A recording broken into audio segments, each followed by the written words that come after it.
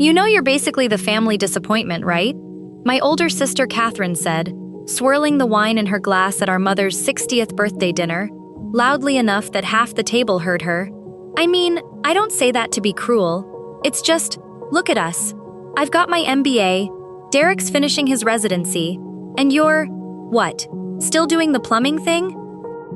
The plumbing thing.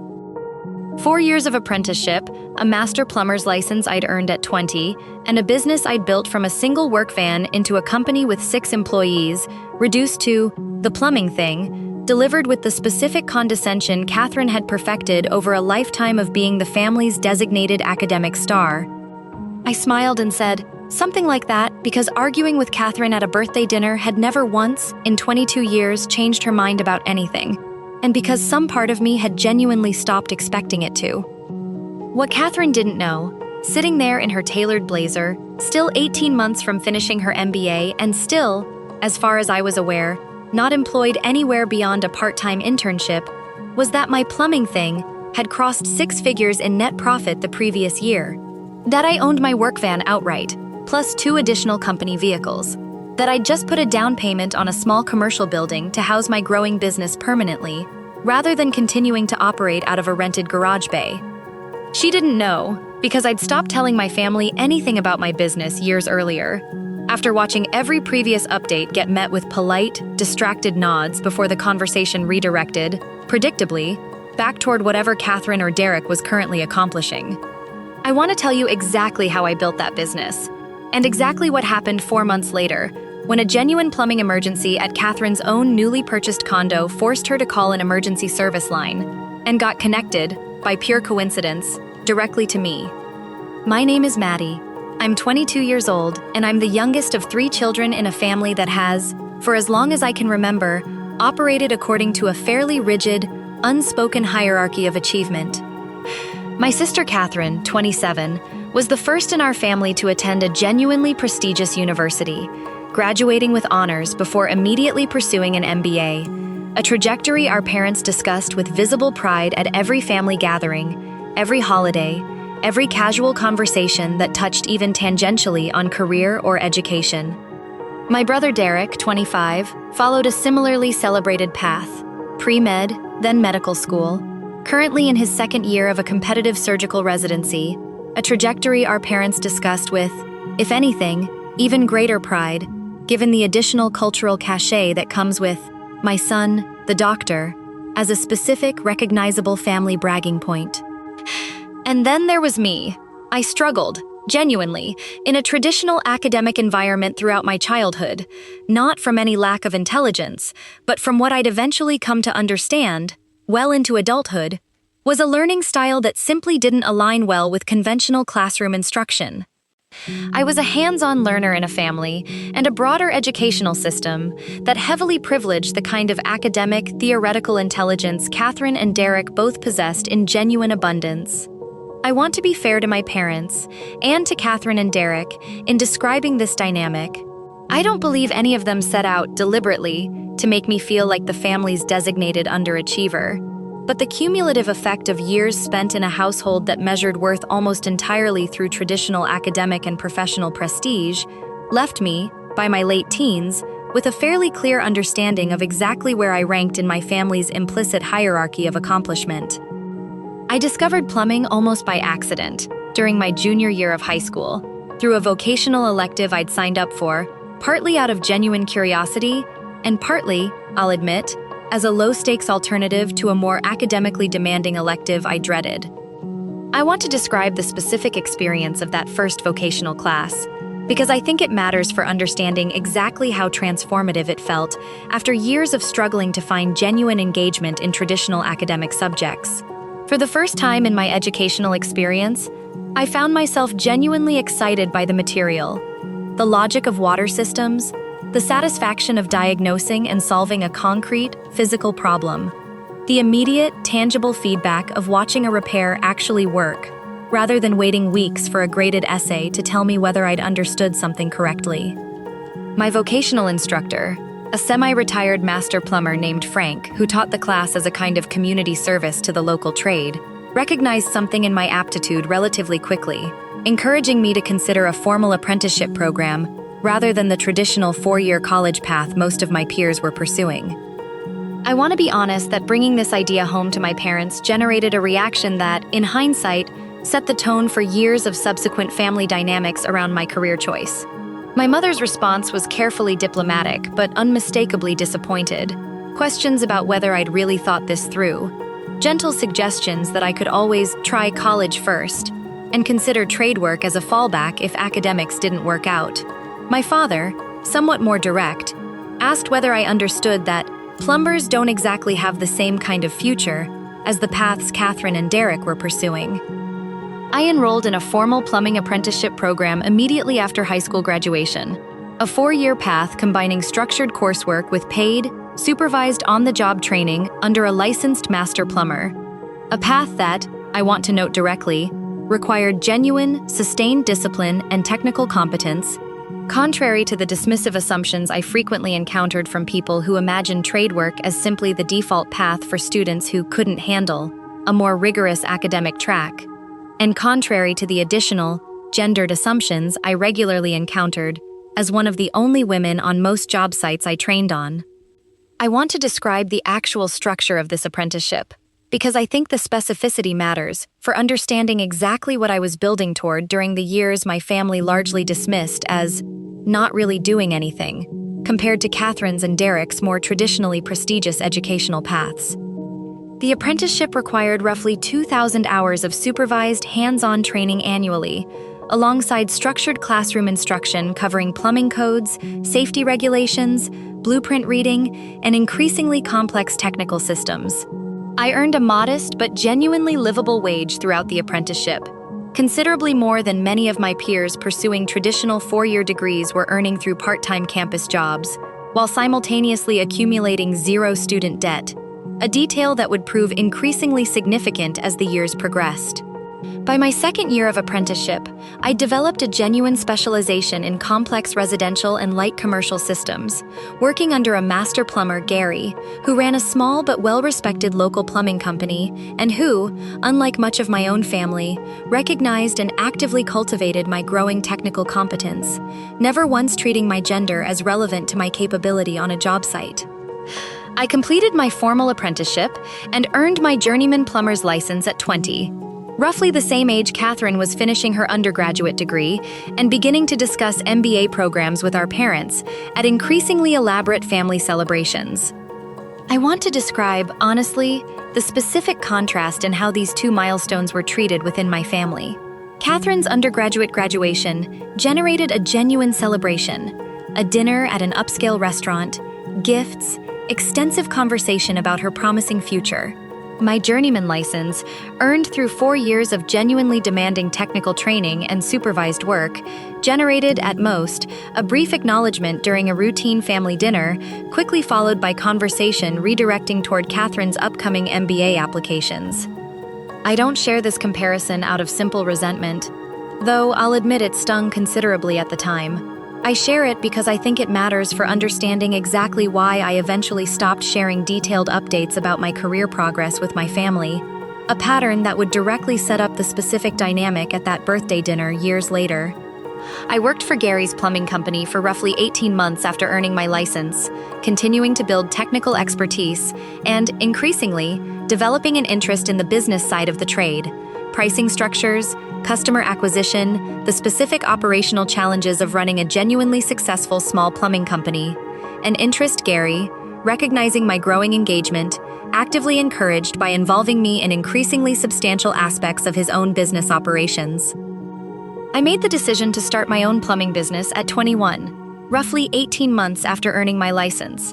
A decision built on a combination of genuine confidence in my technical skills, several years of careful saving during my apprenticeship and subsequent employment, and a specific market opportunity I'd identified in my local area, a genuine shortage of licensed plumbers relative to growing residential and light commercial demand, particularly for the kind of complex diagnostic and repair work I'd developed real expertise in during my time with Gary. I want to walk through the actual financial and operational reality of building this business, because I think the specificity matters considerably for understanding exactly what I was accomplishing during the years my family largely dismissed as the plumbing thing. I started with a single used work van, purchased with savings I'd accumulated during my apprenticeship, along with a modest initial inventory of tools and equipment. I obtained the necessary business licenses, liability insurance, and contractor bonding required to legally operate an independent plumbing business in my state, navigating a genuinely complex regulatory landscape that required real business acumen beyond just technical plumbing skill. My first year in business, operating essentially solo, generated modest but genuinely promising revenue, built almost entirely through word-of-mouth referrals from satisfied customers and a small local advertising budget I managed carefully. More than a few of those early customers, I'll admit, opened the door expecting a man in coveralls and needed a moment to recalibrate, a reaction I learned to shrug off quickly, since it never once affected the quality of the work I delivered. By the end of that first year, I generated enough consistent business to justify hiring my first employee, a fellow journeyman plumber I'd met during my apprenticeship years. Over the following year, my business grew considerably more than I'd initially projected, driven by a combination of strong customer retention, an increasingly solid local reputation, and a specific niche I'd developed in complex diagnostic work that many competing plumbing companies, particularly larger, less specialized operations, struggled to handle as effectively. I want to describe the specific operational infrastructure I built during this period, because I think it matters for understanding exactly how deliberately and professionally I was approaching what my family continued to refer to, dismissively, as the plumbing thing. I implemented a genuine customer relationship management system to track service history and follow-ups. I developed a structured pricing model that balanced competitive rates with sustainable profit margins. I built relationships with several local property management companies, securing recurring commercial contracts that provided considerably more stable, predictable revenue than purely reactive residential emergency calls. By the end of my second full year in business, I employed 4 additional plumbers beyond myself, operating 3 service vehicles across an expanding territory, generating annual revenue that, after accounting for all business expenses, payroll, and operational costs, left me with a genuinely substantial net profit, a figure that, by that point, considerably exceeded what either of my parents earned in their own respective careers, and that would, within another year, cross 6 figures entirely. I want to be honest that I made a deliberate choice, throughout this entire period of genuine business growth, to share only vague, minimal updates with my family about my professional progress, a choice rooted directly in years of watching previous updates receive polite, but ultimately dismissive acknowledgement before conversation redirected toward Catherine's or Derek's more conventionally prestigious accomplishments. I want to describe, in more specific detail, the pattern of family dismissal I'd experienced consistently over the preceding several years, because I think understanding the full accumulation matters for contextualizing Catherine's specific comment at that birthday dinner, rather than treating it as an isolated, uncharacteristic remark. At family gatherings throughout my early 20s, conversation about career and achievement followed a fairly predictable structure. Catherine's MBA program updates, her internship experiences, her networking events, received extended, genuinely engaged attention from both of our parents. Derek's medical school milestones, his residency match, his surgical rotations, received similarly extensive, admiring engagement. My own updates, on the rare occasions I chose to share them, typically received a brief, polite acknowledgement, "That's nice, Maddie," or "Good for you," before conversation redirected, almost immediately, back toward whatever Catherine or Derek was currently navigating.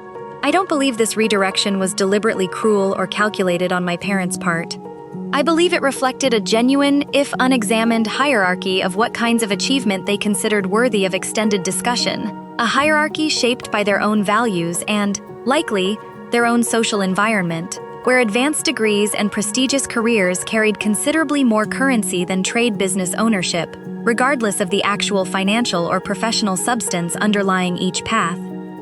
I stopped, gradually, sharing detailed updates about my business's growth, sometime around my second year of operation, not out of any dramatic confrontation, but through the same kind of gradual, almost unconscious recalibration that eventually characterizes most patterns of family communication that consistently fail to generate genuine mutual engagement.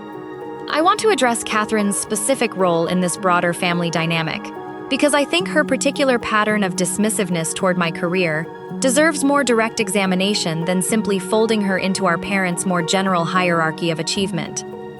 Catherine, as the oldest child and the first to pursue what our family considered a genuinely prestigious educational path, had, I believe, internalized a specific identity as the family's primary intellectual and professional standard-bearer, an identity that seemed to require, at least implicitly, a corresponding narrative about her siblings occupying less accomplished positions relative to her own trajectory.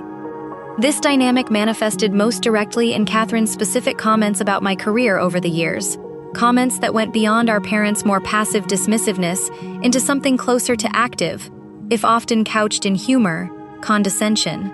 She'd introduced me to her own friends and colleagues, on several occasions I was aware of, as her sister who does plumbing, a description that, while technically accurate, carried a specific diminishing quality, similar to describing a software engineer as my sister who types on computers.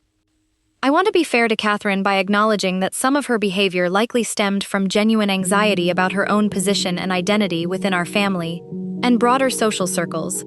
Anxiety that, I've come to understand more fully in hindsight, probably intensified as her MBA program proved considerably more financially and professionally challenging than she'd initially anticipated, a struggle she rarely discussed openly with the broader family. Which brings us to that dinner, my mother's 60th birthday celebration, held at a nice restaurant with our extended family and several close family friends in attendance, roughly 6 weeks after I'd finalized the down payment on a small commercial building for my growing business.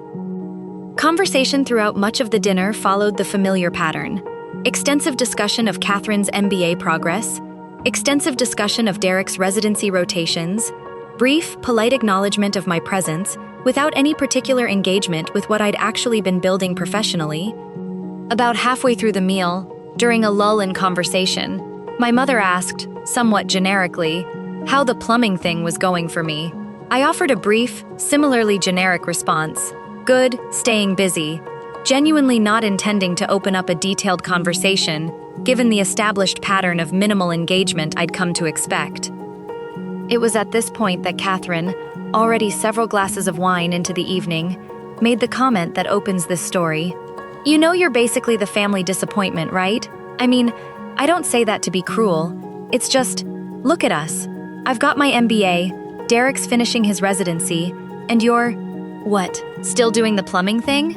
I want to describe the specific silence that followed, several family friends at the table exchanging uncomfortable glances, our mother offering a mild, ineffective, Catherine, that's not fair, that did little to actually address the substance of what had just been said in front of nearly a dozen people. I want to describe exactly how I responded in that moment, because I think the specific choice I made matters for understanding the fuller arc of this story, rather than presenting an immediate, dramatic confrontation that didn't actually occur. Something like that, I said, offering a small, deliberately unbothered smile, genuinely unwilling to turn my mother's birthday celebration into a public confrontation about years of accumulated family dismissiveness, regardless of how directly Catherine's comment had landed. I want to be honest that this response required real, deliberate restraint. Some part of me genuinely wanted, in that specific moment, to correct Catherine directly, to describe the 6-figure net profit, the 6 employees, the commercial building I'd just put a down payment on. But a larger part of me recognized that doing so, in that specific public setting, would likely read as defensive, reactive point scoring, rather than a genuine, productive correction of a pattern that had been building for years. I finished the dinner without further incident, drove home afterward, and sat with the specific sting of Catherine's comment for several days, genuinely processing whether I wanted to address it directly with her, or whether continuing my established pattern of simply not engaging with my family's dismissiveness remained the more sustainable path forward. I discussed this specific tension with my business partner and close friend, Alex, one of the plumbers I'd hired during my second year in business, someone who'd become, over the preceding 2 years, one of the people I trusted most to genuinely understand both the substance of what I'd built and the complicated family dynamics surrounding it. "You don't owe her a defense," Alex said. "But you also don't have to keep absorbing this indefinitely, just to avoid an uncomfortable conversation. At some point, silence stops being restraint and starts being its own kind of cost." I want to describe what happened roughly 4 months after that birthday dinner, an event that unfolded through pure, genuine coincidence rather than any deliberate plan on my part. My business operates an emergency service line staffed on a rotating basis among myself and my employees, handling urgent plumbing issues outside of standard business hours, burst pipes, major leaks, situations requiring immediate professional response rather than waiting for a scheduled appointment during regular hours.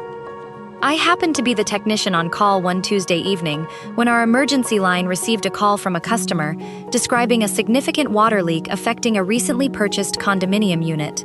A burst pipe behind a bathroom wall that had already caused meaningful water damage and required immediate professional intervention to prevent further deterioration. I want to describe my genuine surprise, arriving at the address provided, in recognizing the building as a relatively new, upscale condominium development I was aware Catherine had recently purchased into, having heard about her new home purchase secondhand through our parents several weeks earlier. A purchase she'd apparently made largely independently, without extensively discussing the specific details with the broader family. I confirmed the unit number matched what I'd understood to be Catherine's address, and I stood outside that door for a genuinely surreal moment, processing the specific coincidence about to unfold, before ringing the doorbell in my company uniform, tool bag in hand. Catherine opened the door, visibly stressed and distracted by the ongoing water damage in her new home, genuine confusion crossing her face as she processed, for a moment, that the emergency plumber she'd called had turned out to be her own younger sister. "Maddie? Wait, you're the plumber? Like, this is your company?" "This is my company," I confirmed, stepping inside to begin assessing the actual emergency, genuinely prioritizing the immediate practical situation over any impulse to dwell on the specific irony of the moment. I want to describe the actual technical work I performed that evening, because I think it matters for demonstrating exactly the kind of genuine professional competence Catherine's earlier comment had so casually dismissed. The burst pipe behind her bathroom wall required careful diagnostic work to identify the exact failure point without unnecessary additional demolition, followed by a technically complex repair given the specific plumbing configuration of her building's relatively modern construction. I completed the emergency repair within about 90 minutes, preventing what could have become considerably more extensive water damage to her unit and potentially to the units below hers. Throughout this process, Catherine watched with an expression I can only describe as genuinely humbled, observing, for what I believe was the first time in any meaningful, sustained way, exactly what my actual day-to-day professional competence looked like in practice, rather than the vague, dismissive plumbing thing framing she'd operated from for years. Once I'd completed the repair and confirmed the immediate emergency was fully resolved, Catherine asked if I had a few minutes to talk, genuine discomfort evident in her voice. "I owe you an apology," she said, "for what I said at Mom's birthday dinner. I've been thinking about it on and off since then, honestly, even before tonight. But watching you actually work just now made it impossible to keep telling myself the version of your career I'd apparently decided to believe." I appreciated this acknowledgement, though I wanted to understand it more fully before simply accepting it at face value. "What version were you believing?" I asked directly.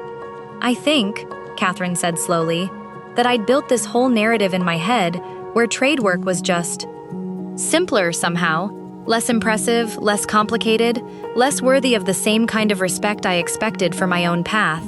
I never actually asked you what your business looked like day to day. I just assumed, based on nothing real, that it couldn't possibly be as substantial as what Derek and I were building." I decided, in that moment, that the conversation warranted more complete honesty than I'd offered at any point over the preceding several years. "My business generated over $120,000 in net profit last year," I said. "I employ 6 people. I just put a down payment on a commercial building. I'm not telling you this to prove something petty. I'm telling you because you called me the family disappointment in front of a dozen people, based on an assumption you never once actually verified."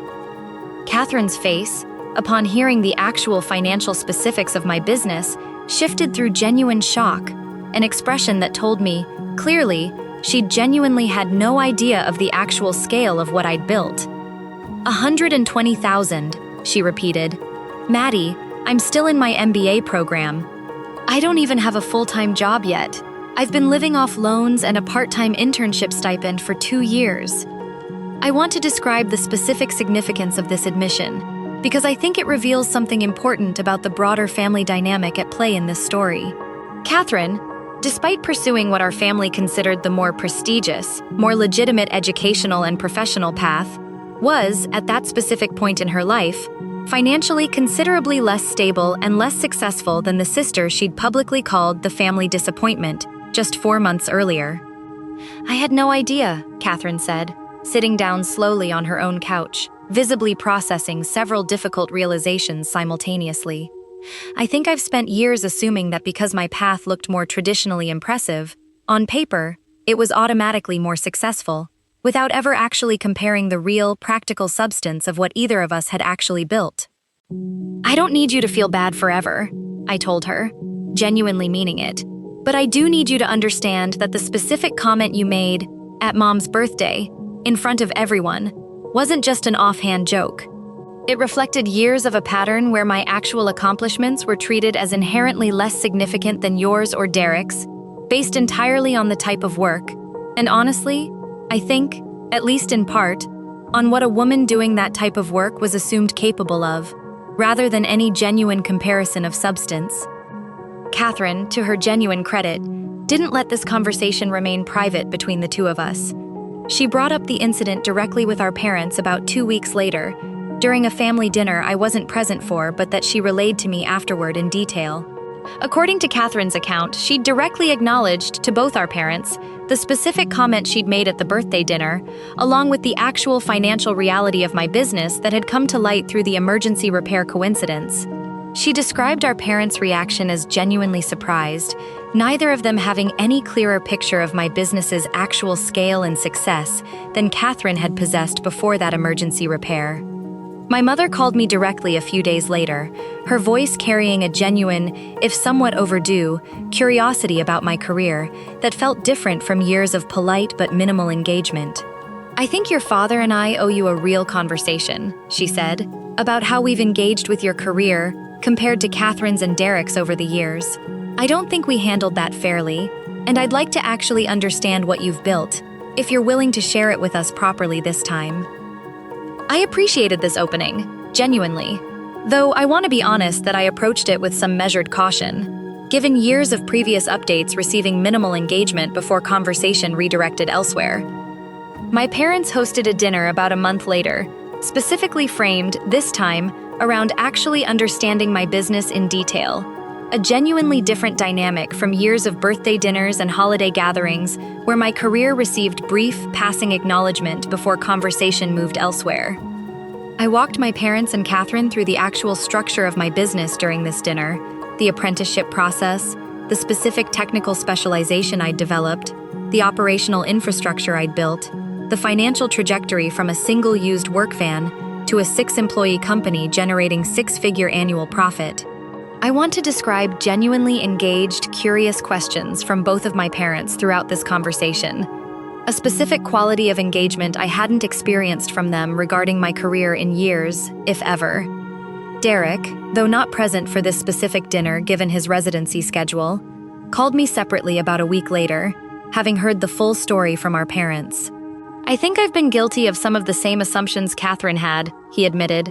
I don't think I ever really considered what your business actually looked like, beyond the vague plumbing thing framing we all seem to default to.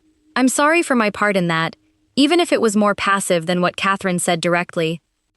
In the months since that dinner, my relationship with my family, and particularly with Catherine, has shifted in ways I genuinely didn't anticipate when this entire situation began, with an offhand, cruel comment at our mother's birthday celebration. Catherine, in particular, has made a consistent effort to engage genuinely with updates about my business, asking specific, informed questions rather than offering the brief, generic acknowledgement that had characterized our interactions for years. She's also, notably, become somewhat more open with me about the genuine financial and professional struggles of her own MBA program, a vulnerability that feels like a meaningful shift from the specific, defensive superiority that had characterized her earlier comments about my career. My parents have visited my commercial building since it was completed, genuinely engaged and curious about the physical space and the growing team I employ there, a level of engagement that stands in genuine contrast to years of minimal interest in my professional trajectory. I think often about that birthday dinner, Catherine's casual, cutting comment, delivered in front of nearly a dozen people, built on years of accumulated family dismissiveness, toward a path that looked different from the traditional academic trajectory our family had implicitly designated as the only legitimate measure of achievement. If there's one thing I want anyone watching this to understand, it's this. The value and legitimacy of a career path is not determined by its proximity to traditional academic prestige, and it's certainly not determined by whether that path matches anyone's assumptions about who is supposed to do that kind of work. Trade work, built through genuine technical skill, real business acumen, and sustained discipline, can generate financial success, professional satisfaction, and genuine value to a community every bit as substantial as more conventionally celebrated career paths, and deserves to be evaluated on its actual substance rather than dismissed through vague, condescending shorthand like the plumbing thing. I also want to say something specifically to anyone who has felt like the disappointment in a family that measures worth through a narrow, specific definition of achievement, and especially to any woman who's ever walked onto a job site and felt the room quietly recalibrate its expectations of her. Your actual accomplishments don't require your family's immediate recognition or anyone else's assumptions to be genuinely real and valuable. I built a successful business over several years of hard work, regardless of whether my family fully understood or appreciated it during that process. Their eventual recognition was meaningful, but it was never the actual source of my own sense of accomplishment. My business has continued growing since that emergency repair at Catherine's condo. We've added 2 additional employees, and I'm currently exploring an opportunity to expand into a second service territory within the next year. Catherine finished her MBA program about 2 months ago and has, notably, asked for my perspective on evaluating a few different job offers she's currently considering. A level of genuine collaborative engagement between us that would have seemed entirely unimaginable standing in her condo doorway that Tuesday evening, tool bag in hand, 4 months after being called the family disappointment at our mother's birthday dinner. If you've ever been dismissed for choosing a path that looked different from what your family considered the legitimate measure of success, I want you to know your actual competence and accomplishment don't need anyone else's validation to be genuinely real. Keep building. Sometimes the truth simply finds its own way to surface, in its own time. If this story resonated with you, tell me in the comments. I read every single one, and if you'd like to hear more stories like mine, subscribe, and I'll see you in the next one. Because sometimes, the most satisfying correction to being underestimated isn't a dramatic confrontation. Sometimes, it's simply showing up, doing excellent work, and letting the truth become impossible to ignore on its own terms.